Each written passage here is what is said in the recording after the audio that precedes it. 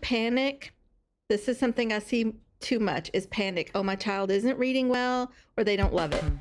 And that's okay. Just keep doing it anyway.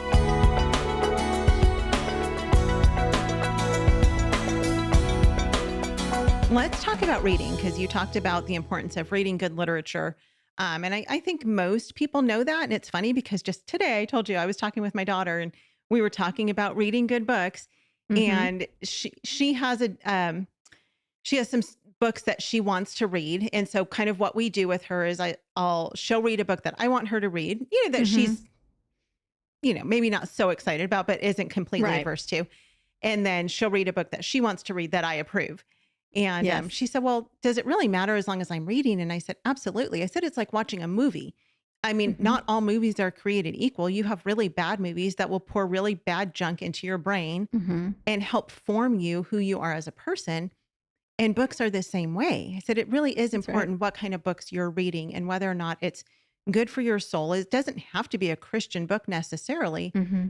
but is it good for your soul, or is it going to somehow damage your psyche Right. by reading these books? Yes. So talk Yes. about books for a minute. Well, I'm pretty picky about books. And so first of all, I'd like to say that you may have children that say they don't like to read. I have children that say that, but all of those kids have grown up to enjoy reading. And now all of my graduated children have their own book collections. They have their own home libraries, and they have found what they love and they collect it, they purchase, they are always on the hunt for something new. And my daughter, who is a mom now, is already collecting books for her children to have their own library. So don't panic.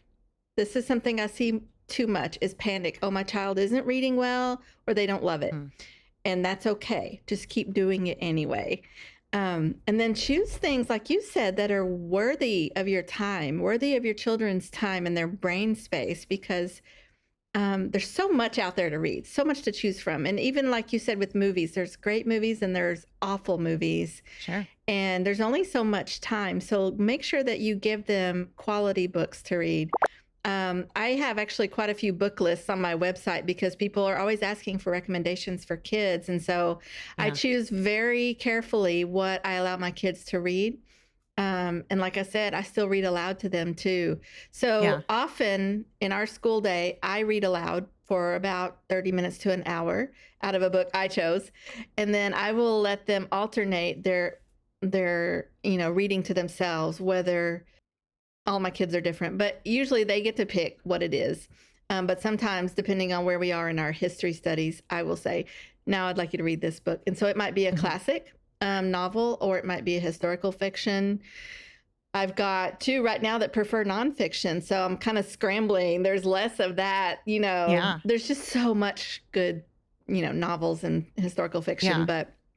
But hey, try to fit your reading assignments to what your kids enjoy. You'll have kids that love fiction and you'll have kids that love nonfiction. So try to go with that and make it fun. But don't hesitate to also expose them to something that they wouldn't have chosen, because you Sure. never know. I read a book to my kids recently that I didn't care for that much. It wasn't bad. It was just a story that was not my favorite, but they liked it a lot. I asked them and they said, that was very interesting. So think outside, broaden everybody's horizons, whether it's yours or your kids. So what makes a good book to you? Because you said you really research the books that you recommend and that you read with your family. What is a good book? What do you look for in a good book? Definitely something that does not give them dark thoughts. In the world we live in, if you go to a public bookstore now, the options for kids are just disturbing, very disturbing. Yes. So many dark stories, vampire stories. And I just walked down the aisle for middle schoolers and high schoolers, and I think there's not a book here that I would let my kids have. Yep. So I definitely love classics, classic novels, and clean historical fiction. Adventure stories are fun. And so what I try to do is look up, Christian publisher, for one thing. That kind of narrows it down. Right. Like you said, they're not all Christian books, but that's a good place to start.